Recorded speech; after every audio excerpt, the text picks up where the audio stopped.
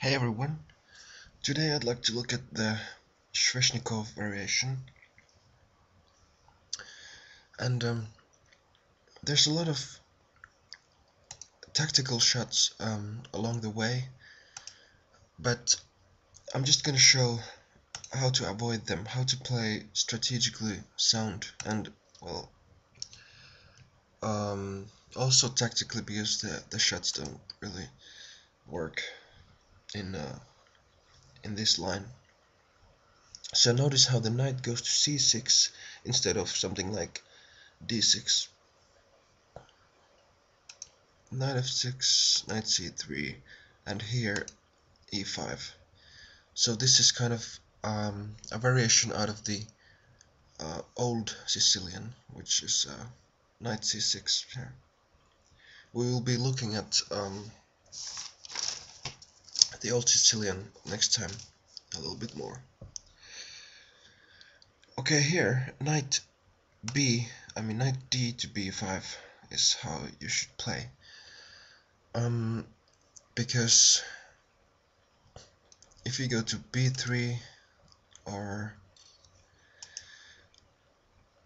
f3, then there's this bishop b4, which is very uncomfortable for white, because white is threatening to win the e-pawn, and there's not a very comfortable defense. I mean, there's d5 and stuff like this, so it's not recommendable.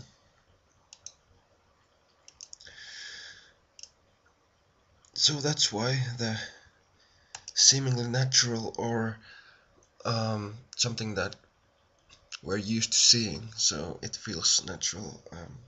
It might look counterintuitive, but yeah. d6 preventing the knight from landing to d6, which would be uncomfortable for black. Even after trade, the queen is there temporarily, and due to this awkward pawn structure, I mean, white's bishop pair is better. So white plays d6, occupies the square with the bishop, and now the queen is also a protected piece.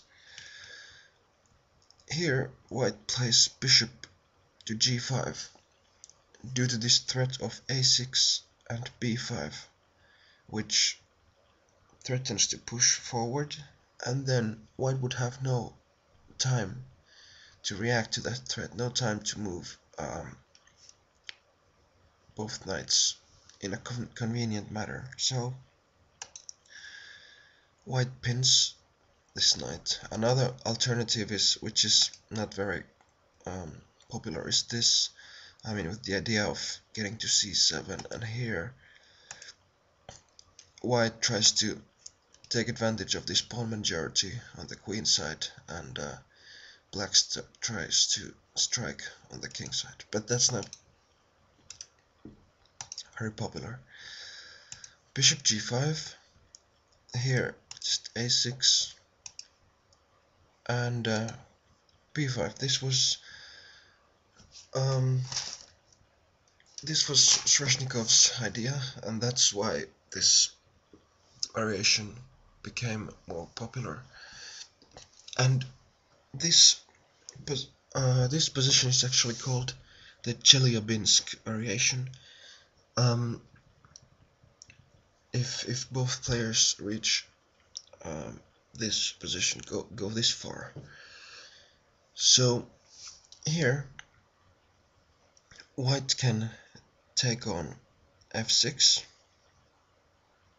which looks good for white, or white can also play just knight d5. That's a little bit more quiet continuation, with moves like bishop e7, and there can be some exchanges, and white can even take there if he wants, but this knight is much better than that bishop, so it's black's responsibility to try to trade it. And now white tries to get his knight back to action through c2, and it's a little bit more quiet game with 1/3 of the games ending in a draw. But white usually wants to play just bishop takes knight, and after that landing a knight on d5. Here queen takes f6 doesn't work very well, because here he has to go back to d8, covering c7, and it's just more active for white. Here knight e7 can't be played because bishop needs to get out, and well, I guess it can be played, but is g6 probably too slow for black, so there's there's a world of hurt for black, I believe. Or not a world of hurt, but perhaps worse, so due to this space advantage. So I suggest g takes f6, and then we have this interesting position.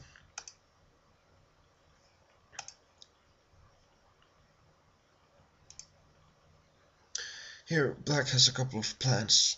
One of them is to push f5 immediately, and then after taking on e4, pushing the other f pawn there, and then black has a strong center. Other plans could be bishop g7, followed by knight e7, challenging this knight, trying to trade it off immediately.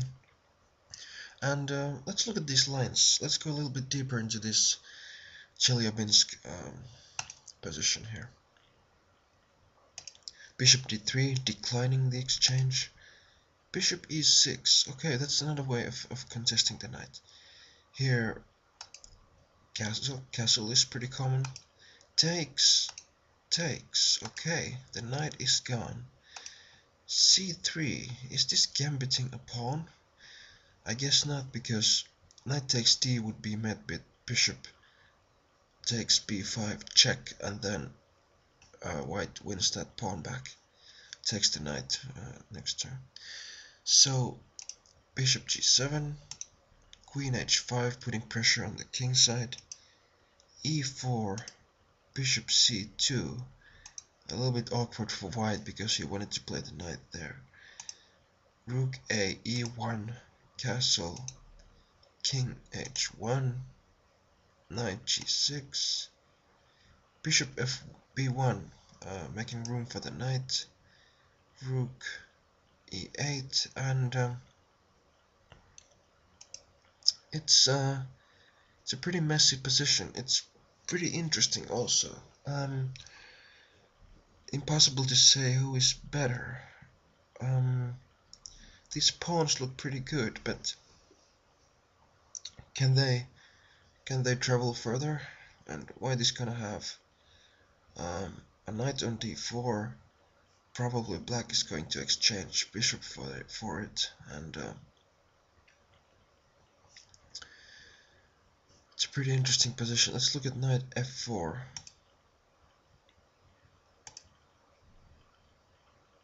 Unfortunately, there's not a whole lot of games from this position.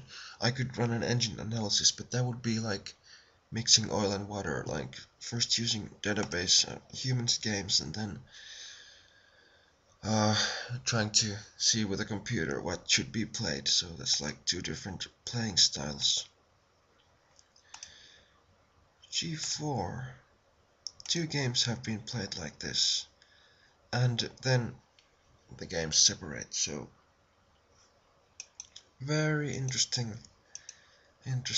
variation there, or possibility.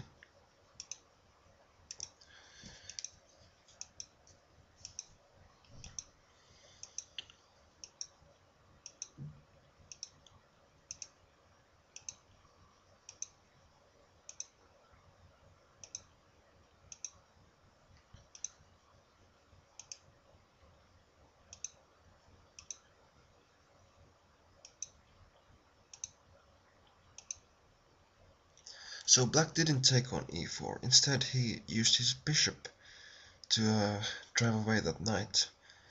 And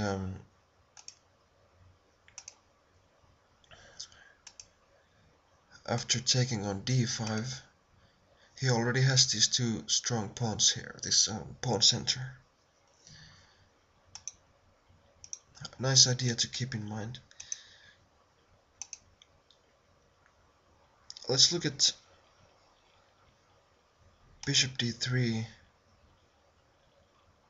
f takes e. That doesn't seem to be working very well. Bishop takes e, and there's only one game from this. f5 too risky because of queen h5 maybe.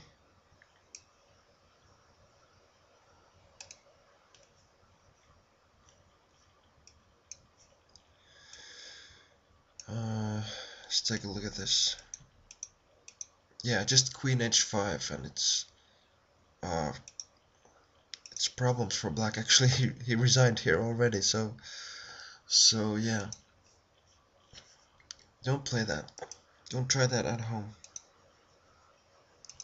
Let's look at other possibilities than f5. Most common, bishop g7. Just getting ready to castle, and here white can play c3 or bishop d3. Let's look at c3, the most common, trying to get the knight back into the game. f5, and here white takes on f5 usually. Bishop takes f5, allowing this development move with the recapture. Perhaps trying to take advantage of the position of the bishop positioning. As we can see, bishop e6. Okay, and now there's gonna be another knight. So he's gonna have to challenge that one too. Bishop d3, and now f5. This pawn center, queen h5. The same thematical moves, e4, bishop c2, staying on that diagonal. It's almost forced. And knight e7, another challenger. And another supporter, so we would be having a rook on d5 after a series of exchanges. Here, b4, knight g6, knight takes d5. Let's look at b4. This is highly drawish. So interesting to have a drawish variation in such a sharp opening. B takes c, b takes c, king h8, g3.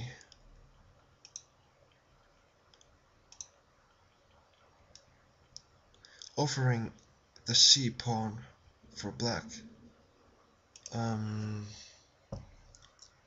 But black doesn't take it.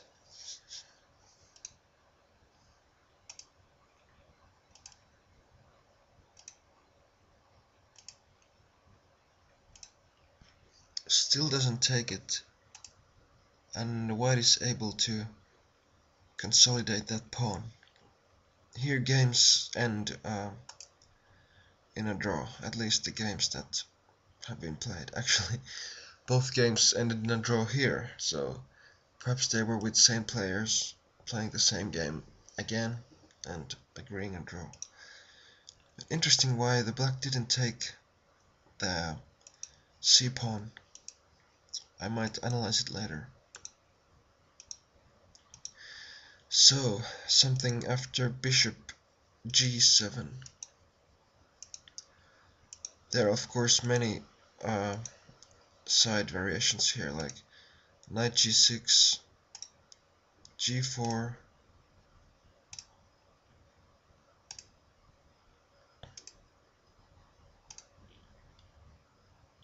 notice how the knight is covering that f5 square.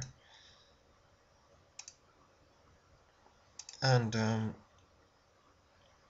this is something that comes out of that. Very interesting position also.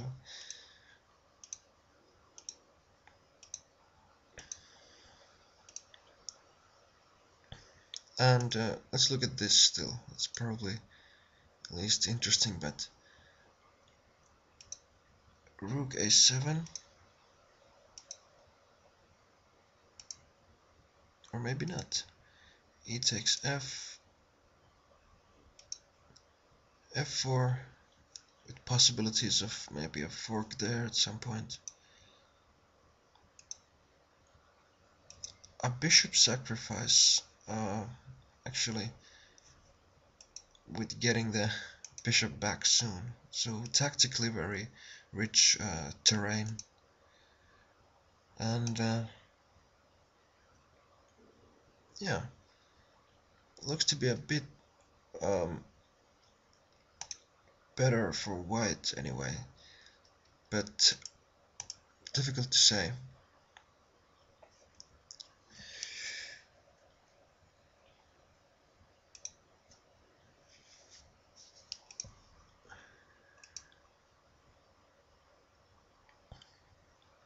Both of these games have been ended in a white victory.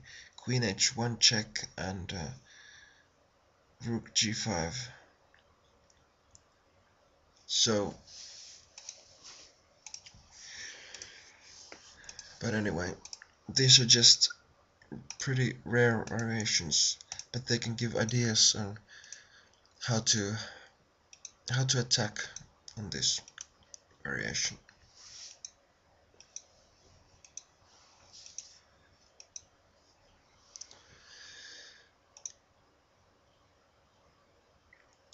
So let's go back a bit. Probably we won't look at this much anymore. Here white has possibilities like knight f4 or bishop b3. So there's really just so many possibilities. Just you're allowed to use your imagination in this position. So if you want that kind of play, then you should play the Sveshnikov as black.